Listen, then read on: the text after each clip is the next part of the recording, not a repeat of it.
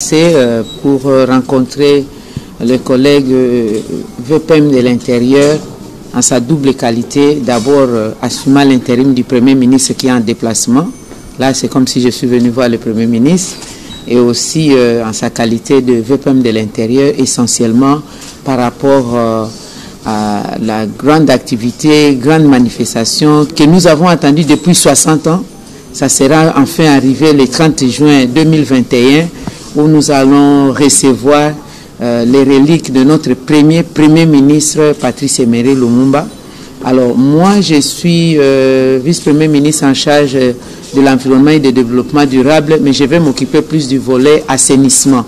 Parce que lorsqu'il y a des manifestations, vous préparez une fête, vous préparez des célébrations. Le premier instrument qu'on tient à la main, c'est le balai. C'est nettoyer, assainir. Ça coïncide avec le programme que nous avons dans le cadre de l'environnement. Nous sommes dans la décennie de la restauration des écosystèmes. Nous avons commencé par le programme des reboisements en suivant la vision du chef de l'État de planter 1 milliard d'arbres d'ici 2023. Nous en avons le programme jusqu'en 2030. Eh bien, nous allons le faire sur toute l'étendue du territoire.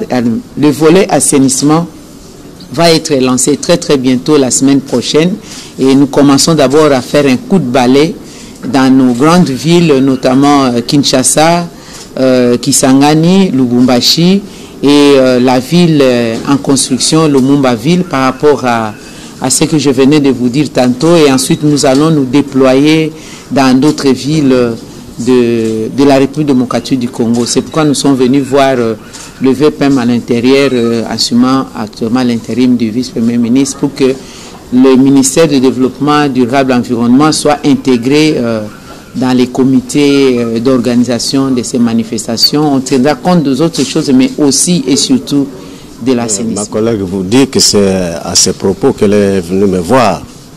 Et donc nous allons, à partir d'aujourd'hui, nous mettre tous dans la danse, parce que l'arrivée de reliques de Lumumba au Congo, ça va se fêter. Nous avons attendu 60 ans durant, et vous savez que même dans nos familles, lorsque un parent atteint un certain âge et qu'il meurt, c'est une fête. Le Congo était en train de pleurer 60 ans durant, et lorsque le corps de Lumumba symboliquement arrive ici, nous allons fêter. Et parce que nous allons fêter, on ne peut pas fêter dans la saleté. C'est comme ça qu'elle a pris l'initiative de venir vers nous pour que nous puissions déjà nous dire ce que nous devons faire pour que lorsque ça arrive, et vous savez que c'est avec le chef de l'État lui-même que ça va arriver, on ne peut pas fêter dans la saleté.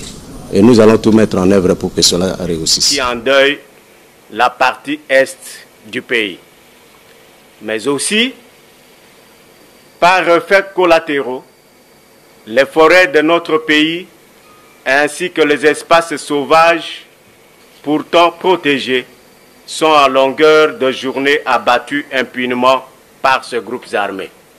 Le trafic de stupéfiants et armes à feu contribue non sans importance à l'exacerbation des tueries par l'utilisation des enfants soldats, souvent drogués, et à la circulation des armes à feu. La République démocratique du Congo et son gouvernement rencontrent ainsi d'énormes difficultés à relever son économie en raison des crimes transfrontaliers dont les auteurs ont la facilité de trouver impunément refuge au-delà de nos frontières. C'est donc avec un grand intérêt que le gouvernement de la République accorde son approbation à cette réunion qui vient à point nommé pour appuyer les efforts consentis par la dynamique des solutions durables et définitives visant à endiguer ces crimes transfrontaliers.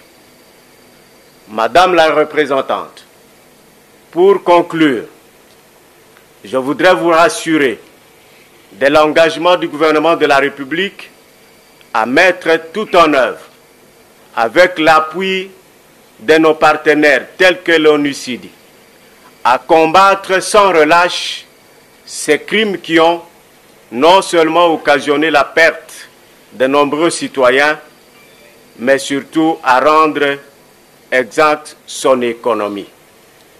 Que vive la République démocratique du Congo, que vive le partenariat entre la République démocratique du Congo et l'ONUCID dans la lutte contre la drogue et les crimes. Je vous en remercie.